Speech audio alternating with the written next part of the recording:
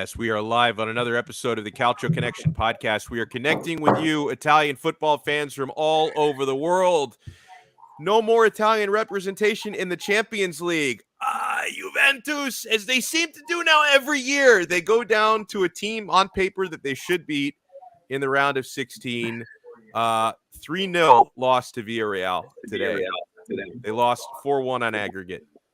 I don't know. I heard a little echo there. I think it's gone now. I think so.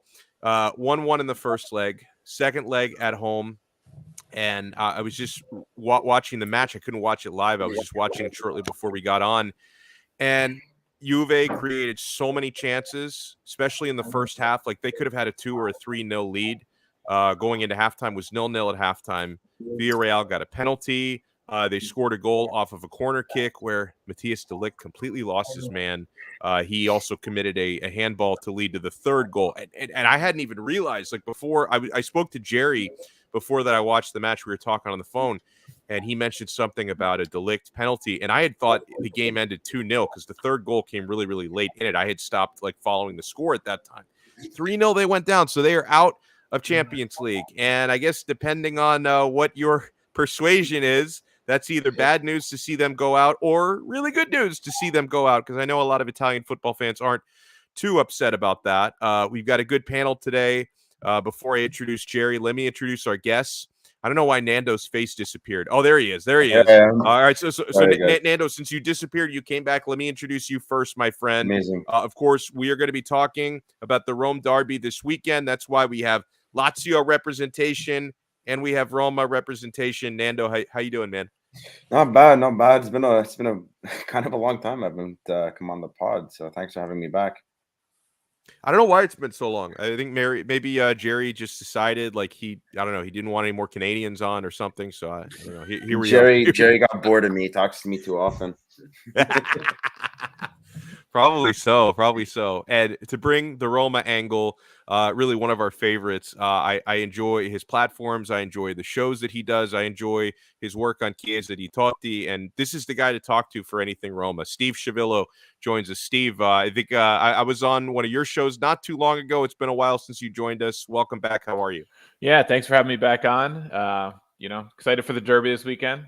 And I have to say, your intro has gotten fancy since the last time I've been on. You guys got that fancy new intro there.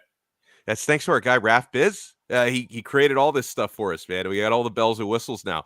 And Steve, you got a newborn now at home. How old now, and have you slept? Luca is 5 weeks old today. Bro, it's the same name as my son. That's incredible. Oh, man. I didn't realize he was Luca. Yeah, he actually sleeps pretty decent for a month-old kid. He's going like 5-6 hours at a pop at night, so can't complain. It's not as good as beforehand, but it's better than what I hear from some people. So I'm not going to complain. Hopefully, not jinx it and get woken up every 2 hours tonight. Yeah, no, with my Luca, really, really tough the first several months, and now he sleeps like a fucking champ. It's crazy. Like, he's 4 years old now, but for like the last 2 years, he sleeps 12 hours a night. Like it's amazing. He doesn't take naps because he sleeps so long at night, but I'd probably rather have it this way, to be honest. He's not waking me up in the middle of the night. So yeah, guys, let me bring in Jerry. Jerry, I know that you tend, and none of us are Juve supporters, obviously, so we didn't really have like a vested interest in what happened today. But you always get this when Italian teams are in Champions League. You always get the narrative of, guys, we have to root for the coefficient. But we have to root for the pride of our league and the pride of our country. You notice it's usually only fans of the team that's playing in the game who say that. Because listen, I know from personal experience, when Inter are in Champions League, people who are Italian football fans, not Inter fans, they root for Inter to lose. They laugh when they lose. 3 years in a row, they couldn't get out of the group stage. They go out to Liverpool this time. Nobody gives a shit. People were, laughing at Milan, fourth place in their group. And then you have the Juve supporters caping up like, oh, all of Italy should be rooting for us because we're the last hope in the Champions League. Listen, I would love to have a stronger coefficient, but in reality, you can't expect fans of rival clubs to root for one of the teams in their league to do well in Europe. So here we are. Jerry, do you look at it that way, or are you sorry and are you saddened by seeing Juventus go out today? Depends who the team is. I'm mixed, right? If it was Napoli, say, I for one don't care if Napoli were to go far. If it was Milan, I'm on the fence. I'm okay. This whatever. Inter, because my father and everyone's gonna think I'm an Inter fan, but what I don't really give a shit. I believe in the history and the culture of like not for the bad reasons, just the fact that the fans have always been together and there's like that history and I'm a nostalgia kind of guy sometimes, so I kind of buy into that BS. But overall, it's Juve, and I can't fucking stand Juve.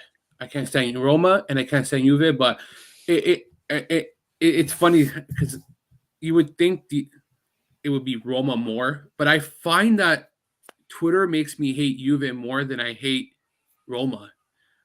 I find that Roma fans just accept that they know that they're shit. And, and it's vice versa. Like Lazio fans accept that the reality is that we're not a rich club and our owner is a piece of shit as well. Whereas Juventus fans, the minute you bark at them, and no disrespect, I don't mean to be rude, but not all Juventus fans, because there's some decent people. I don't want to put all in one pot. But there are a few that the minute you kind of banter them, it's like, well, have you been in Europe for the last 10 years and have you won this and have you done this for us? And it's like, bro, I get it. Your owner's a fucking thief. But it's like the minute you poke them, they come at you with a knife. And it's like, what the fuck? Whereas I've always bantered Roma fans and not one has come after me with a freaking sword yet. Like, it's just the mentality. But as for Juventus and coefficient, they can go fuck themselves. Yeah.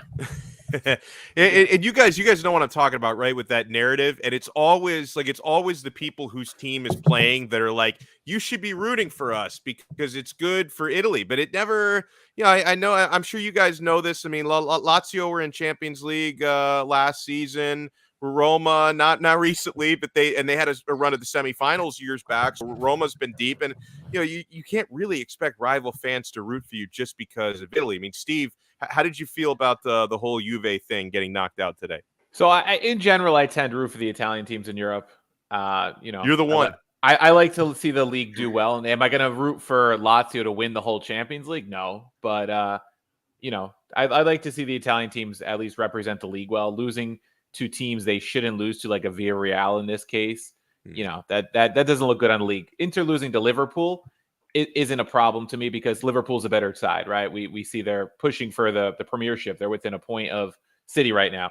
That's an understandable loss. To me, I don't know, losing to Villarreal, who I think is like 4th or 5th in La Liga this year. 7th? Are they down to 7th now? 7th. Wow. I didn't realize they were that You're low. losing to the 7th place team in La Liga. Hold that on, doesn't reflect well on the league. I want to jump on that for 2 seconds. But they're also the current Europa League champions. Europa League, I don't like this story. Let's not forget that. Yeah, but think about this: Roma made the semifinals of that Europa League last year. So I mean, and that was a shit Roma team. So true. I want to jump on that. Hold on. I think the mentality of a team. I said this last pod. The mentality of a team when you go into Champions League compared to like going into Serie A or La Liga, it's two different spectrums. Like your game raises, your mentality raises, your it's just a whole different world. It's I think that players push themselves harder when they're in Champions League, and why you see Villarreal be able to beat Juventus compared to like how they play in La Liga. That's just my persona on it. I don't know. Maybe you guys see different, but I just think that players they have a different mind frame, and you approach the game different because a La Liga team playing a Juventus team, and it's like maybe the way they match up too, right? It's also that Villarreal is 7th and they have nothing to lose. So once they're probably not going to make Champions League next year, so they're playing their hearts out in this one match. And this Juve team, they got to win Champions League to make Champions League. Yeah, basically. And let's be honest, this Juve team is out there for the hunt, man. Like, I'm just trying to look at their lineup today and just see like what garbage they had in that midfield. And like, well, I mean, can we talk about the center back pairing? You have De Ligt and Rugani. Both conceded a penalty. I mean, if you're starting Daniele Rugani in the knockout stages, that's a problem. He's been good, though. I don't think fairness, he's been good. He's been good. Yeah. But I mean, Rabiot playing left wing, Cuadrado. I mean, it's not his natural. Well, I mean, it's his natural position in a midfield. But I mean, he hasn't played that for 5 years. I mean, you have no real creator there. How are you supposed to feed Vlahovic and Morata? This is like the most pedestrian lineup I've ever seen, to be honest. Well, but the crazy thing about it was like and I know like the scoreline makes it look like they just got humiliated. Like they actually they should have scored like they played well in the match. And I know that that's not any consolation because listen, plenty of good teams have lost games where they outplayed the opposition, they created more chances, but it really did play out that way. I mean, Juventus had quality chances. I mean, you mentioned people like Vlahovic and Morata. They both had grade A scoring chances in the first half. Keeper staying on his head.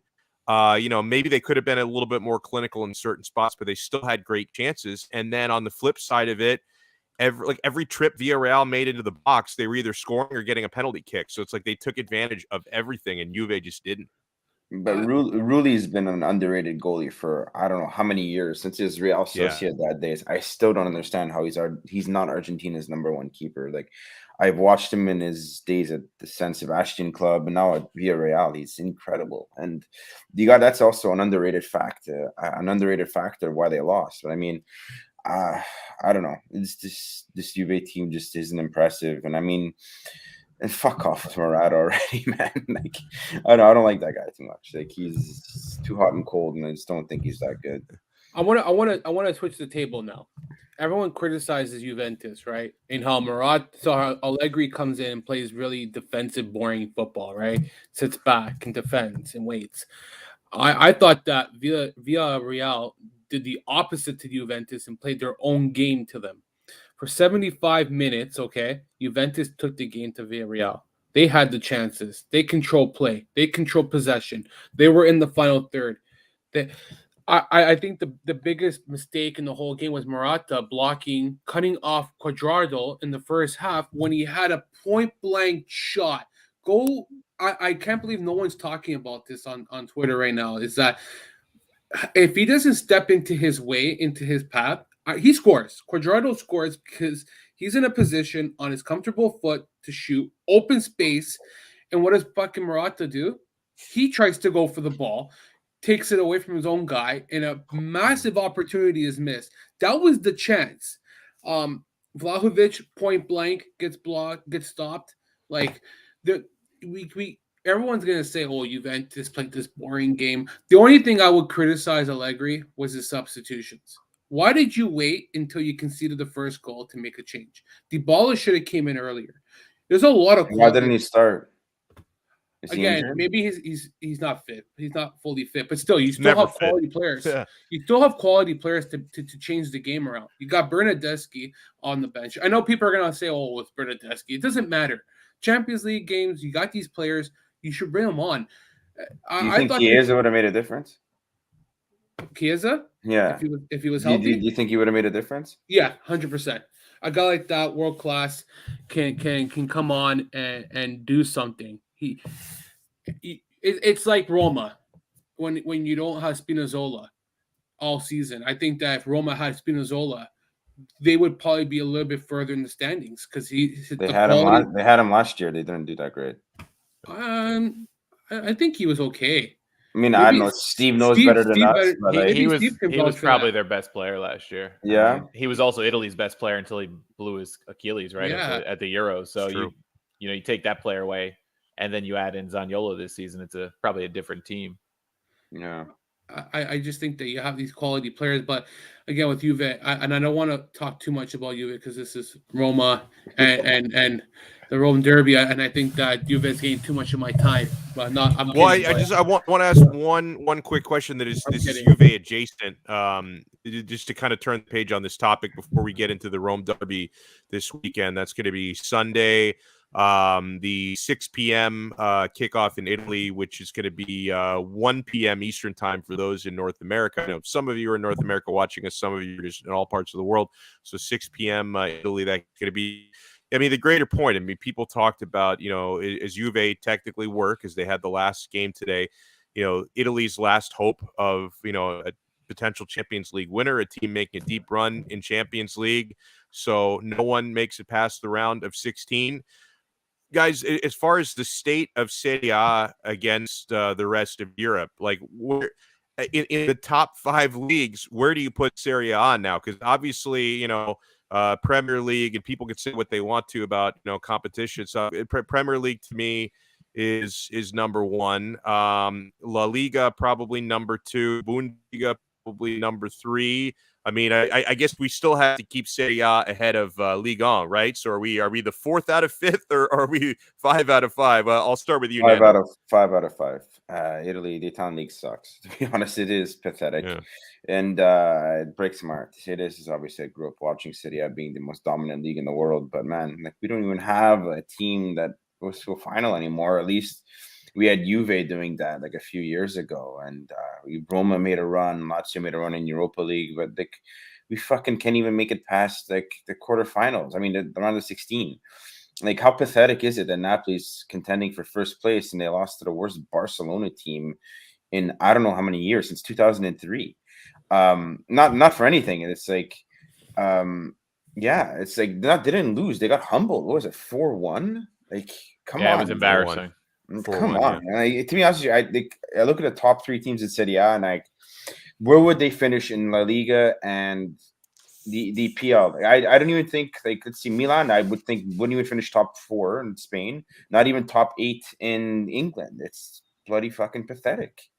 When you put it that way, I think you're 100% right, man. And it's and we look at listen, there's parity in Serie A, which is, it's just, if you're following the standings and you're watching the games, it can make it more entertaining when you have potentially 4 teams fighting for a Scudetto, like that does, just within the vacuum of the league, it makes it more exciting. But the reason why you have 4 teams fighting for the Scudetto is nobody's very good. Some of the results that have been traded, and hold on, I'll let you get that point in a second, Steve. It's like, a month and a half ago, it looked like Inter may run away with it again, and they've completely hit the bed since the month of February started, and there have been other weeks where teams like Milan and Napoli have really have had an opportunity to kind of put an exclamation point on it, and they've dropped points when they're not supposed to drop points. So, it's going to make for an exciting race down the stretch. And I'm not leaving Juventus out. Juventus can get themselves in it as well, especially not being out of Europe. I think that could help them domestically. But it's like the reason why there's such a tight race is no one's been good enough, Steve, to separate themselves from the pack. Yeah, I mean, going back to your original question, I still would rate Serie A ahead of Ligue 1 for sure, because that's basically PSG, right? I mean, I take the top 4 in Serie A against most of the other teams in that league. The Bundesliga outside of Bayern hasn't been good this year either, though. In Europe, look at Dortmund, right? They fell down to the Europa League, which is unlike them. So they have their own issues this year. I'm not saying Serie A is better because Bayern carries that league, but, I think outside of Premier League and La Liga this year, none of the leagues have been that impressive in Europe. But Serie A, the reason why there's parity, it's not even because there's parity that the top 4 like split the points amongst each other when they play head to head. They all drop points against really bad teams. I mean, you have Milan dropping points to Salernitana and needing a late goal to salvage a point. You have Napoli at Cagliari needing a late goal to salvage a point. So there's been nobody that's been consistent. That's been the whole issue. The fact that Roma and Lazio have been hanging around with the way they've played, look, I'm probably shooting for 5th now, not 4th anymore, but those teams haven't been good this year. I mean, Jerry and Nando can tell you, like, Lazio's been underwhelming. I can tell you Roma's been underwhelming. Atalanta's been terrible, right? I mean, so nobody's been able to carry it. I had you on our other show, Kicks and Picks, about a month and a half ago for the Milan derby, and we said if Inter wins that match, they probably start to run away with the Scudetto. And they blew that match, and then look at some of the other results they've had lately. So nobody's very good. I agree with that. You put any of these teams in Premier League, nobody's finishing top 4. No way. I think Atalanta's problem is that they don't have a number 9 right now. That's their issue. They do. They have Villarreal on the bench. It's just I don't know what the fuck is wrong with him. He's fucking me in my Fanta, number 1. He was my star pick for the year. He's a good bench player. I thought he was gonna bang in so many goals, but fuck, I'm relying on Zeko and Caputo now, which is not going well. Oh either. my god! So yeah, sorry. Yeah, terrible, absolutely terrible. But yeah, I want to piggyback on Steve's point. It's like Lazio and Roma have been pretty underwhelming, to say the least. I mean, one thing I want to point out though, like in terms of overall starting 11 talent, it's just the starting 11 from 1st to 7th. there's not much difference between these teams if you think about it. Like, look at the overall talent in these teams. Like, pound for pound, there's not much difference between number 1 and 7, man. Like, that's why I'm saying, that's why I think Serie A is very even. Just the top 3, and I guess Juve have been a little more consistent than the others. But I mean, fuck, we're like Lazio's hovering between, I don't know, 5th and 7th. We have Savage, Alberto, and fucking Immobile. It's like that's pretty insane in terms of talent. And Roma have Zaniolo, Pellegrini, and Tammy Abraham's lighting it up too. And like it's kind of crazy the amount of talent that's just in the top 7, you know. Yeah, and just to point out, like Roma right now in terms of chasing Juventus for 4th. If Roma hadn't blown that match to Juventus that they were up 3-1, they're right there in the race for the Champions League. That's how poor those teams ahead of Roma have been, because Roma has no business being within, I think, 7 points of 4th place, whatever it is at this point. I fucking hope Napoli drops out of the top 4, man. Like, their Twitter is so cringe. At the same time, it's like, and man, this is and I'll be fully open with my dilemma, because obviously my confidence in Inter winning a Scudetto has just been on a steady decline over the past 6 weeks or so. So then you have to start thinking about, okay, if Inter don't win it, who would be the most tolerable team to win it in the top 4? And for me, it's got to be Napoli. I mean, for as annoying it's like, do you think I want Phil to be happy? Do you think I want, and I like these guys, but Sansone, do I want this? Do I want freaking Sansone doing cartwheels on the timeline? I don't. These guys are annoying as hell. I get, and I respect them for it. I respect the Rattlers. They do their thing, and they're good at upsetting people and trolling people. I appreciate it, but like, that's got to be the lesser of all the evils for me, because I don't want to see the Milanisti celebrating. I certainly don't want to see Juventini getting back to the top of the league. So Napoli, if it's not going to be Inter, Napoli winning the league would be the most tolerable outcome. I don't know. I don't know. Like, I have some Napoli friends, but like that weirdo who makes fucking videos of himself walking in the street, like, I don't know, whatever the fuck his name is. I'm not saying anything. I'm not saying anything. I don't know, man. All the respect, dude. If you're watching this, I do like those videos. They're just kind of funny. I don't know. I think I have to say maybe Juve, the most tolerable for me, because I don't know. I don't know. Say that. I don't know. And they win all the time. It's like, okay, at least let me make another case for Napoli. Napoli haven't won a Scudetto since before the internet. Like 1990 is the last time they won a Scudetto. Seriously, before the fucking internet was the last time they won it. They've only won 2 Scudetti. I know that their fans act as if they've won like 40 of them, but in reality, they've only won 2 Scudetti. That would be tolerable to me. I don't want Juventus winning. Like, I don't know what their exact number is, because they claim to have, 2 more than they really have, but it's in the 30s, whatever it is. I don't want them to get another one. Milanisti are cocky enough. They don't need to win another Scudetto. So I don't know, man. Like, it just, maybe as Laziale, me, Steve, and Romanisti. Sorry, me, Steve, and Jerry. I don't want to see Napoli win another title, man. We're tied at, we're tied at 2 Scudetti with them, and I'm pretty sure Roma doesn't want. Oh yeah, it's just I guess it's like a rivalry there. I mean, listen, it's like that second tier club rivalry where we don't want the others to be better than us, because we all, in the grand scheme, we all suck. It's like we're trying to get this 1915 Scudetto reinstated to Lazio, so we'd be tied at Roma with 3 if that ever happens. But like, listen, all kidding aside, Napoli would be like a romantic calcio story for, like, I guess, the league and their fans to win. But all kidding aside, I'm not gonna make fun of any more Napoli fans. Like, to the guy with the videos, I'm sorry if you're watching this, but this is like you're the first guy that came to my head. But like, all the love in the world to you. But like, I don't know. I obviously would, like, Inter would be my team. I'd support winning the Scudetto. My best friend is an Interista, and like we're gemellati with Inter and Lazio. So there's a sort of connection there. So for me, it would be Inter, 100%. So like, Inter would get my support to win the Scudetto. Just my confidence is shot where it's like, and I'll feel a lot better if they can get all 3 points. Feel a lot better. I don't have faith that they can, but it's like, you never know. Like, the same team that was able to, go into Anfield, and I know it wasn't enough on aggregate, but they go into Anfield and get a 1-0 win, and they could have done even better if Alexis hadn't gotten himself sent off with a lot of time left. But they follow up. They go to Liverpool and they win, and then they follow that up. They can't beat Torino at was that I already forgot. I think it was home. No, maybe it was in Turin. But still they couldn't beat Torino. So I don't know what the hell's going to happen against Fiorentina. But what about you, Steve? Would I think you did mention this with Napoli?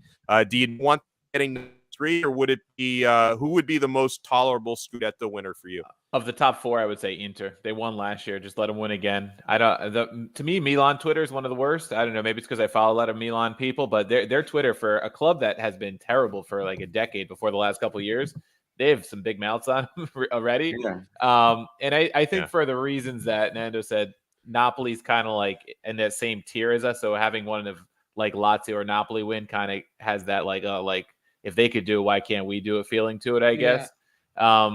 So I guess Inter would be the one, and then Juve, everybody's tired of Juve, so nobody wants Juve to win again. So I would just say Inter at this point this year. I'll put the 3-way tie, and they have to like split the trophy. Milan already won a trophy. We've been good since April 2020 award without ever winning a league title. You know what's funny? What Steve mentioned about Milan Twitter, and okay, I'm talking about one person. I know that they're not all this stupid. Okay, but there was this one guy. I don't remember who. It wasn't one of the big accounts, but some dude. Like I was, I think it was right after Inter won the Scudetto last year. So I had a little bit of, I was a little cocky and I was trolling the Milanisti a little bit. And then I must have said something about Milan. And then I had a Milan fan who was completely serious. Like I determined he was not joking. He said, but Milan won the Winter Scudetto. He thought it was a real trophy. Like he thought that was a real thing. And this wasn't a troll because I had a whole conversation with this guy. Like he really thought that the Winter Scudetto like counts in a history book somewhere, and I was, wow. I know they're not all that stupid, but that guy made me laugh.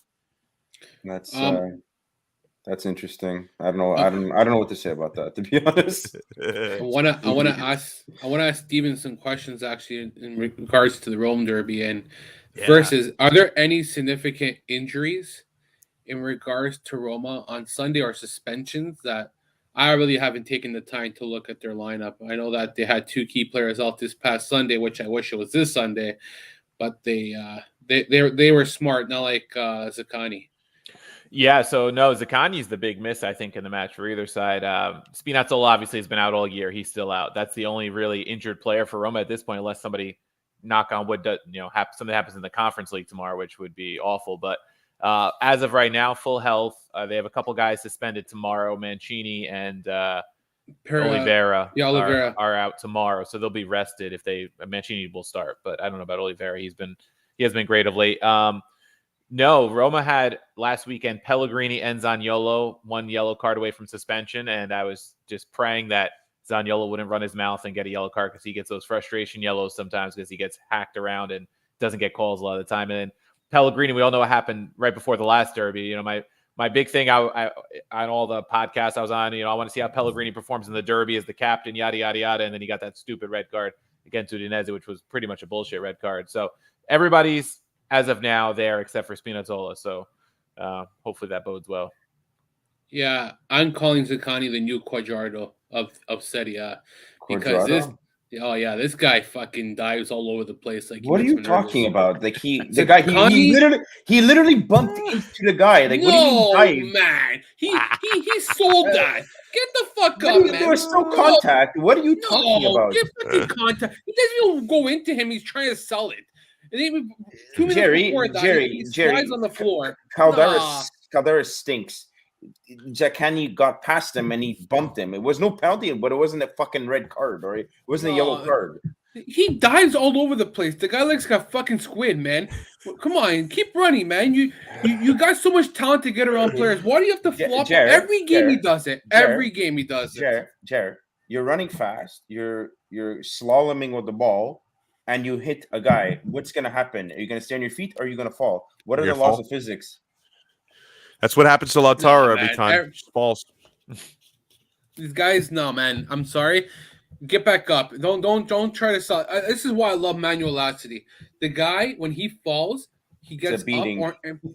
and he doesn't complain a lot of the time. He says, if you watch him, he's multiple times he said no foul in the box, and he keeps going.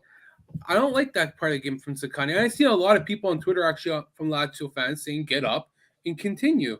Like, I just don't like it. Don't try. If you're falling, honestly, that's one thing. But don't try to sell the foul all the time. Don't sell it, man. Even if the player is like, I get there's contact, but if the guy's not going into you and he's walking out and he's staying still, just keep going. Like, don't try to sell it. But the thing is, he ran into him. Either way, like, he's not going to get where he needs to be, and he's probably going to fall regardless. So that's what I'm saying. And maybe I guess he did try to oversell it a bit, but like, I don't think it merited a yellow card where there was actually legit contact. The fucking idiot ref didn't even go to VAR and take a look. Like, you know what I mean? It's like, wow.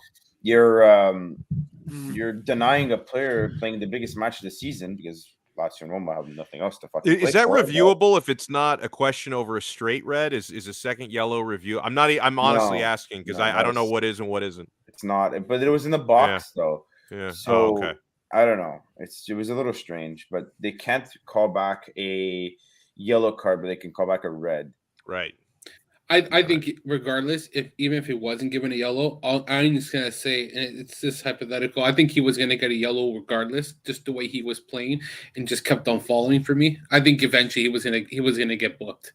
Like it was like he was asking. I felt like at halftime he had to come out just the way he would.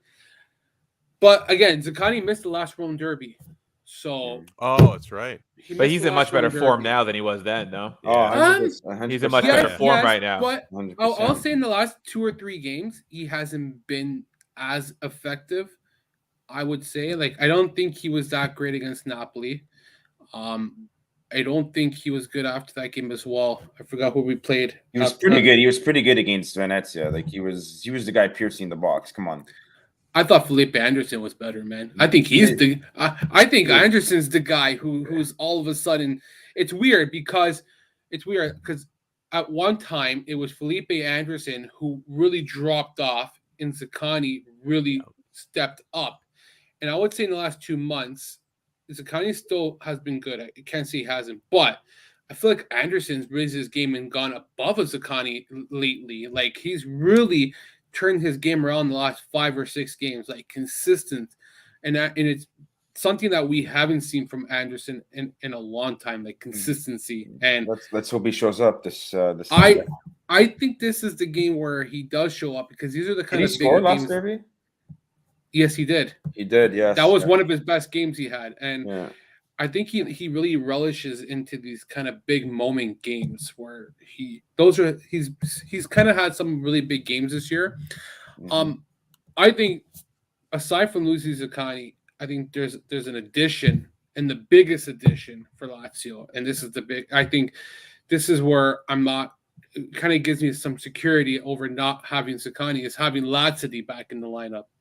Because I think he's very versatile, where he can play as a winger if we need another winger in this kind of game. Because I don't see Sarri depending on Raul Moro. I think if anything, Moro, not that he stinks or anything. He's still 19 years old. Yeah. Guy needs Come on, every time the kid gets on the field, he's small. He does nothing. Yeah, exactly. He's small. He needs to grow, but he's a manlet. He's useless. Regardless of what he is, he's not going to play unless we're up by 4-0. Just not go. Like that's the reality. But let's start getting into, and you can continue the thought, Jerry. Sorry, but let's start getting into predictions as well because we got about 15 minutes left. So you can continue your thought there, Jerry. But how do you expect this match to play out, and how confident are you for Lazio? I'm a little with Zaccagni. I would have been more confident, but having Lazzari, I'm just as confident because we really lack having a kind of player like him in the back where we can advance the ball into the final third. Someone who has that pace, can overlap our wingers, get into good situations, cross the ball. And having Lazzari back gives us something different in the back end.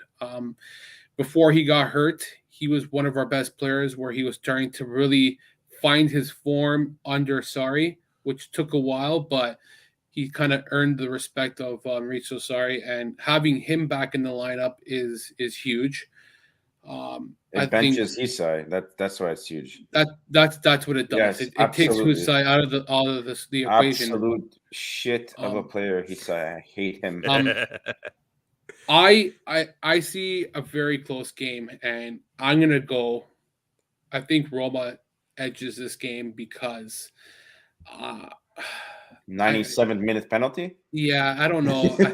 I even though Lazio doesn't play midweek anymore, Right. there's something about this team where they just turn off or they turn on, and I don't know if tomorrow. Well, then again, Roma does play tomorrow, and that I was gonna throw that in. Yeah, Ivano reminded us about that. I don't want to look into that too much though, because okay, they played tomorrow, but who's to say how Jose Mourinho even plays that game? And the team they're playing to win. They're going to play pretty much their starting 11 outside of Mancini in that match. He pretty much made that clear today. Well, did you see the team that they're playing? Fucking what is that? Freaking house league freaking football. Did you see how I didn't watch the match last Thursday? They butchered Roma. They butchered them. I didn't see the match. I was at work, but I mean, geez, if you watch the quote unquote highlights for Roma, it was basically the goal and a couple of Rui saves and like one Tammy missed chance. Roma got dominated from what I saw in the highlights, from what I heard from Nick. I mean, Roma's got to be better. You're better than that team. You can't come out and play that shitty. I don't care if you're on the road or not. No, hold on. And then I'll defend Roma on this one. First off, the pitch was garbage, okay? I seen Roma slide everywhere like it was disgusting, okay? I'm surprised no one came out fucking injured because I watched that game for 20 minutes. I had to turn it off because the grass looked like freaking I don't know how to explain it, man. It was just disgusting. Second, when your opponent's fucking shit, you play to their level. That's the problem. I don't care. That team, I watched that team. It was so bad that it was disgusting. But you see, that's what bothers me because so bad. You know who's done that for years up until recently was the Italian national team. You would go and play Liechtenstein and win like 2-0, and Germany would play them win 13-0. Like you can't play down to your opponents. You know, you have to. If you're that much better, you should go out, dominate that match, win the tie in the first leg, 4-5-0, and make it easy on yourselves. You know, there's some parallels, and it's completely different because that was the Champions League and this is the Conference League. But when Roma won that second leg against Barcelona, the next game on the Sunday was the derby. And a lot of people are saying, well, should EDF rest his starters because Lazio is looming on Sunday and we're fighting for the top four and we need that derby. And it ended up being, I think it was a 0-0 or a 1-1, like pretty drab performance from both sides. But, you know, he ended up going out and playing his best 11 and the rest is history. They won that match on the Manolas goal and they went to the semifinals, which is what everybody's going to remember. But it presents Mourinho with a similar situation, which is what I put in my match preview on our website, because this is only the Conference League. And yes, now we're only really fighting for a Europa League spot in Serie A, but with the way Roma's been the past couple seasons, you know, is anybody going to scoff at a Conference League trophy when Jerry's putting out memes about the bonsai tree now for the last 5 years? So, you know, a question for you: Does winning the Conference League, does that get you in that? Does that get an automatic Europa League bid, or just winning the or do they give you another bonsai tree? Okay, no, I wasn't. they give you the Europa League. That's the carrot, I guess. It's more of a carrot for like the teams from the smaller leagues, I guess. But, I didn't know what you get for winning. Roma's not winning the Conference League. I already saw Marseille is in the Conference League. They're definitely going to take it. Cengiz Under and Paul Lopez will put in their life against us if we play them. I wouldn't count Roma out of the Conference League. I don't know. We'll see. Didn't they get? It's always a mix. Roma, didn't they get smashed by a fucking Wi-Fi password like back in? Yeah, but again, that was Wi-Fi. Wait, I just noticed one of the comments in the chat. This guy wants to compare like actual legitimate last-minute goals scored in open play versus spotty penalty shots. It's good. Some good logic there, but when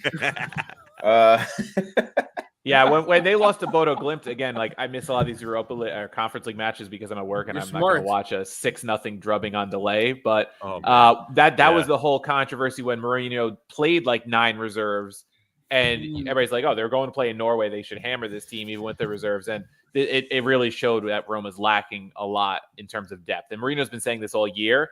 So now he's at the position where if he wants to go to the quarterfinals of the Conference League, which Mourinho's going to try to win every competition he's in because that's just the mentality he has.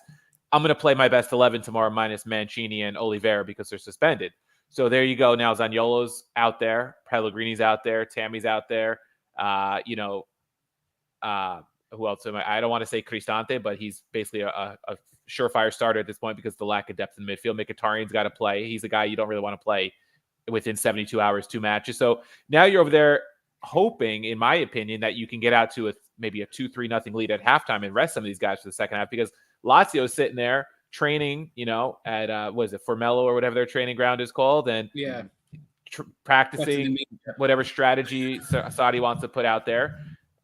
In a match where Lazio is probably going to control possession because that's how Mourinho's approached all these big matches this year, is cede possession and then try to hit on the counterattack. So now you're going to rely on Zaniolo and Abraham playing on a couple days rest. They're going to need to find their legs. So that's what concerns me most about this match is the quick turnaround from a Thursday to a Sunday. Well, and Steve, let's stick with you. With that said, we'll stick with you here. Then we'll give Nando the last word. Your prediction: how's the match going to play out? How's it going to end? I'm done making predictions this year.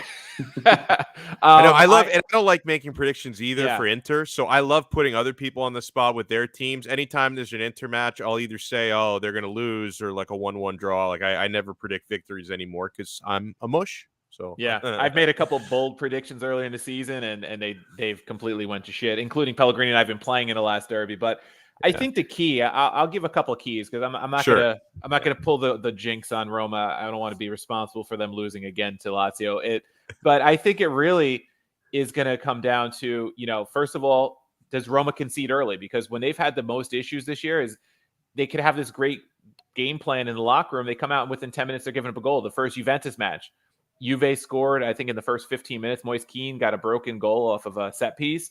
And then Allegri did his usual park the bus and Roma dominated the match and couldn't find a goal because, he played dinosaur football like he does, Allegri. So I think it comes down to Roma has to defend better as a team. They did it twice against Atalanta, which is why they've won those 2 matches this year. The only top 7 team they've beaten this year is Atalanta twice. They haven't beaten anybody else. But at other times they've performed well. They played Napoli to a 0-0 draw when Napoli was in good form early in the season. Roma really wasn't. They probably should have beat Juventus twice and ended up with no points. So the potential's there. But you look at the first derby. I mean, how quick did Lazio score that first goal in that match? It had to be within the first 20 minutes, right? Yeah, it was pretty early. Yeah. And that conditions the whole game. And then Roma fought back and it ended 3-2 and Roma had their chances, but you can't dig yourself a hole like that. So Roma's not built to dig themselves out of a hole. They're built, especially at this point with Mourinho's style, to try to defend decently enough and then hit out at the counter and then, maybe try to find a second, I think, at this point. So they have to keep it within like a 2-1, 1-0 kind of game, I think. And their defense hasn't always been able to do that this year, mainly due to some of the holes in the midfield. They've been playing Mkhitaryan in more of a deeper role, kind of a hybrid position. He did it against Atalanta and was amazing doing it. Different opponent, but he had 19 ball recoveries in that match, I remember, which was more than a quarter of Roma's as a team.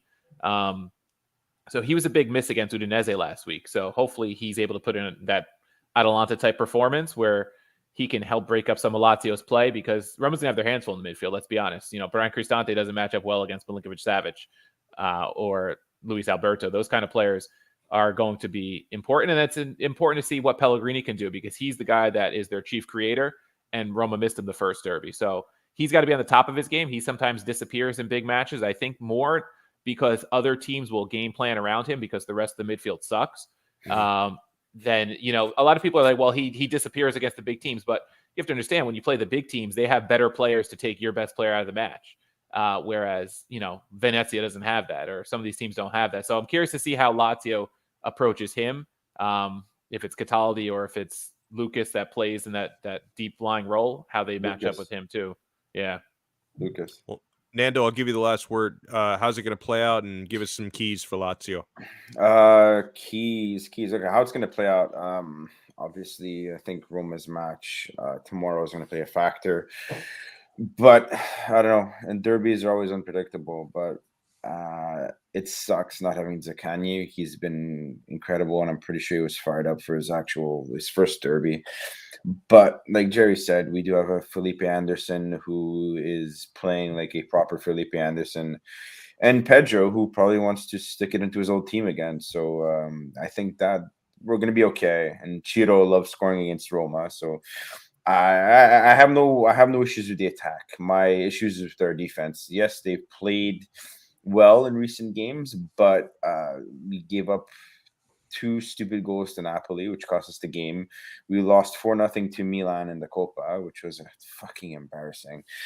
So it all really depends on how our defense plays, to be honest. Like Roma have some pretty talented attacking players.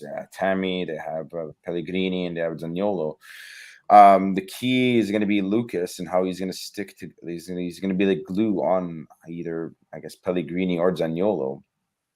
And he's been in awesome form lately. He's not the corpse I used to call him on Twitter anymore. So it's just really good.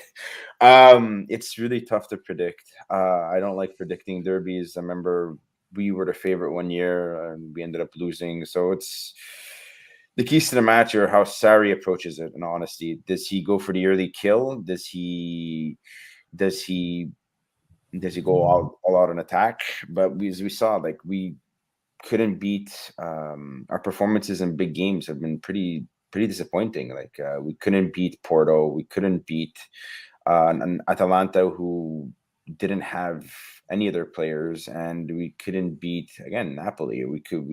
We had no killer instinct. So I'm like a little skeptical about how we're going to perform in a big game. So that's what I'm most skeptical about. We have the talent to score and win, but something psychological for me is missing when we're playing these, I guess, upper echelon teams. I don't agree with the Lucas. I don't agree with that Lucas thing, eh? This guy's had terrible takes. Lucas played the first leg, and Lucas played really well in the first leg. I don't agree with that. Sorry, Steve. Yeah, I was just gonna ask: is Sadi still trying to play a high line with the Cherby at center back when you guys are in possession? I don't think so. I don't think so. I think that's been adjusted a lot in the last couple of games. He's looked more comfortable at Cherby since he's returned from his injury. I thought he had a good game against Venezia. Very good game. And he had a good game again. But that's key though. He was off for 2 months, but and it helps him to reset. Sorry, still plays a high line though. Like he still plays that high line possession with his players. But like one thing about a Cherby, like he's been used and abused like the last few years. Like never got any breaks.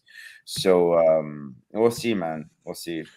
Because my problem with the high line from a Lazio perspective would be Tammy and Zaniolo can get in behind those kind of players and on the counter attack. That would be my concern. Whereas now that you guys tell me Lazio's back playing right back, I'm concerned about Roma's left flank because the past couple of matches they've played Nicolo Zalewski, who's a 19-year-old Primavera player who's done okay as a left wing back, and then he's got Roger Ibanez behind him, and we've seen Ibanez can either be really good or like in the derby a couple seasons ago, he can be a nightmare at times. So I'm curious to see if they have any faith in Matias Vigna, who hasn't played much, and he played in the Conference League last week, got pulled at halftime. Could be a problem. Lazio could be a problem for Roma in this match. I hope so Maricic is back from a suspension as well. I forgot that. And Radu didn't play on Monday because he's nursing an injury. But given everybody is all available, my back four for Sunday would be Radu on the left, Lazio on the right, and I would prefer a Cherby with Luis Felipe in the middle. That's the four I would do, and I would start Maricic on the bench, and you could bring him on first instead of Husai. I like Radu much more than I do Maricic. One, he's much more. He's looked much better on the left side. Radu, he's been more stronger, more reliable, not cut out of position. His crossing is really good in the final third. I think very, very underrated. I think that we lack creativity in the final third and trying to get something going. But with Radu, since he's been in the lineup, a lot of our chances have been channeled through him, and that's the four I would go with. And obviously the midfield is the midfield. You go with Leyva, you go with Savic, and you go with Alberto, and up front is Immobile, Anderson, Pedro. But for me, I would take the bold risk of going Radu. And lastly, before we end this, Radu understands the importance of the derby. Yeah. He is the last dying breed guy in this derby right now who understands the history of playing in very numerous key derbies that have either been very sour or very great or very exciting. And that's why I really like him in starting Sunday. But and lastly, Reyna started in the last derby. Oh my And god. hold on. Oh Reyna, my god. hold on. Reyna was actually very good in that game. Very good. It was one of his best performances this season. I remember he made at least 2 or 3 great saves on Zaniolo. Yeah, he made a couple good saves that Yeah. match, from I remember. Yeah, that was his best game of the season. So I'm hoping that Strakosha matches that performance because I feel that Roma is gonna have at least 3 or 4 good chances on Sunday. Especially Strakosha's been good. But especially that Zaniolo told the fucking fans to suck his balls at the end of the game. Well, let's close it out. They keep insulting his mother. The ultras insult him and his mom. Like I don't understand why. I would don't know. be pissed too. His mom's kind of cringe on social media. I've seen. She is, yeah. She kind of puts herself. I'm not saying like I would never insult somebody's mom, and I wouldn't justify it, but like in her case, like she puts herself out there, so it's like it's not as surprising for her to get called out. But I would never condone that sort of activity. Yeah. We'll wrap it up, my friends. On that note, Steve, let the people know. You're doing great things on the Kicks and Picks pod. I had the pleasure of being a guest, even though I brought Inter terrible luck before that Milan derby. So shame on you for inviting me to that, but I did have a good time. Let people know where they can find that and all the other great work you do. Yeah, the one thing I'll throw out there before I tell everybody where to find me is keep an eye on red cards because that's always an issue in the derby. There's a couple of hot heads out there for both sides. Usually, Mancini's got 13 yellow cards this year. He's a player that can get fired up real quick. Those kind of guys you always have to keep an eye on in the derby. But at Sciavillo CDT on Twitter is my personal handle. We have the Kicks and Picks podcast we've been doing for about 2 months now. That's at Kicks Picks Pod on Twitter. And of course, I do all my work for chiasaditotti.com, all my Roma work, and we have our Across the Romaverse podcast usually on a weekly basis as well there. Awesome. Nando, thanks again for having me on. It's our pleasure. I just want to say thank you. Yeah, no, I appreciate that. And Nando, what about you? Anywhere you want people to find you? Anything to promote? Find me on Twitter at nm_Magnus. That's pretty much it. I just go on this pod every so often. I'm not as decorated as you guys, so always a pleasure. Thanks for having me, man. Well, nobody is decorated as Jerry, who has written for every site on the internet at some point in time. He's got the best resume in the business. Jerry, you working on anything this week? Where can people find you? Working on nothing. That's the way to go, man. I haven't done anything in the last month or two. I stopped, man. I have honestly, I wrote 9 articles. They've been lying in my file. I still gotta get 7 more out before I can even start. I started 4 in the backlog, and I just slowly just don't even care anymore, man. I used to love writing. Now it's just lately with my health and everything, it's just I hope you're feeling better. There's days I want to do it and there's days I don't. I'm just happy no one's asked me to do Q&As. I'm just so happy. No offense. No offense. I'm like you. I'm like you in the sense. Me to come on pods or anything. I'm just so happy. Yeah. No, and there are there are pods that I like doing. Like if my guy Steve asked me to do anything, he asked me to jump, I will say how high. Okay. And people like Serie A Sit Down, Calcio guys, whatever. People that we know. I love going on people's shows.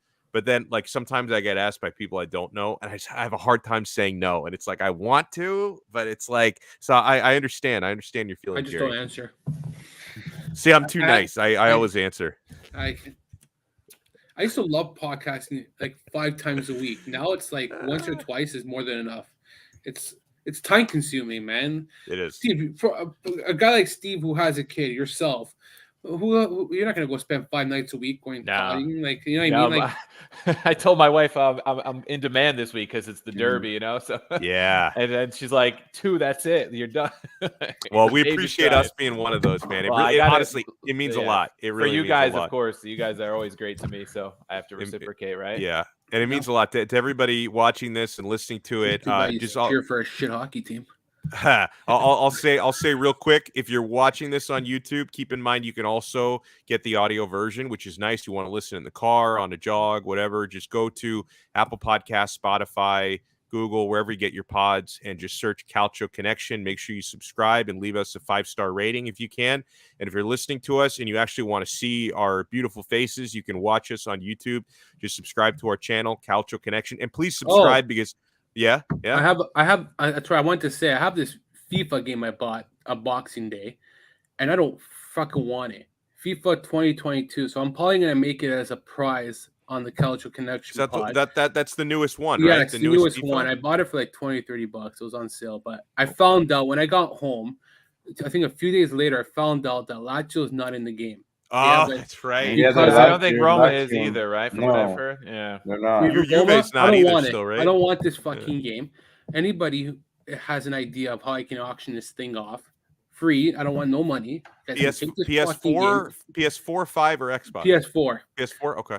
Yeah, Xbox can fucking Just so kiss people my... know. I have an Xbox that can kiss my ass, but ever since Xbox 360 had the ring of the what's it called, the red light, the red ring of death. Yes. Fucking, I gave up on Xbox after that. Oh, I was wow. so fucking pissed. But yeah, I want to like do something for this game. You guys can have it. I don't care. I'll send it to you. Well, we'll do like a contest for the show next week. It has to be North America only because The shipping. Yeah. No, not because of that. Because the way the system is made in Europe is designed differently as opposed to how it's designed here. That was a thing for the PS2. Yeah. I don't know if it was a thing for the PS4 anymore. Yeah. So when I went to my brother-in-law in Sweden, he can't buy games here and bring it there. Oh, yeah. It has to be bought there specifically. It's designed, everything. I don't fucking understand why. I am not a tech guy. Yeah, it's so stupid, but it can only be North America only. So I apologize, but yeah. No, that works. We'll give that away next week on the show. Yeah, so make sure and follow our show on Twitter at CalcioConPod. And if you want to check out the other work that I do, I basically just do shows all day. If you're into North American sports, specifically American football and basketball, that's usually, we talk a little hockey, not as much because I'm not in Canada, so who the fuck cares about hockey south of Canada? So that's right. March Madness starts tomorrow. Holy shit. It does indeed. Yeah. Well, so we I do do a bracket. What the fuck? I didn't either. I just bet on games. I don't even do brackets anymore. I'm gonna have bets on freaking 32 games over the next couple of days. I'm gonna lose a lot of money. It's gonna be fantastic. But yeah, so you can follow my my American sports show. I stream it at 2 p.m. every day on 5 Reasons Sports YouTube. If you follow me on Twitter, you'll see me tweet about it all day because I need those clicks, bros. We need to get those clicks. All right, so huge shout out again to Steve, to Nando, always to Jerry. We will talk to you guys again next week on another episode of the Calcio Connection podcast. Ciao. Roma